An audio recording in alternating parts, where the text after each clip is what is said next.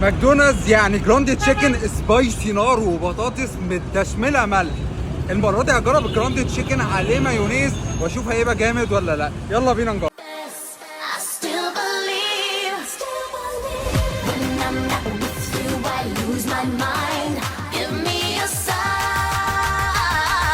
قلبي قلبي الصغير لا يتحمل. شكله قاتل، شكله فظيع.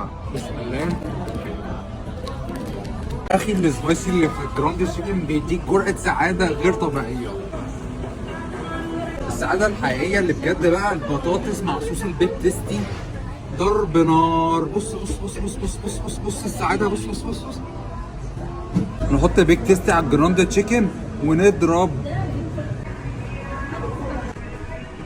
عايز حد يروحني قسما بالله.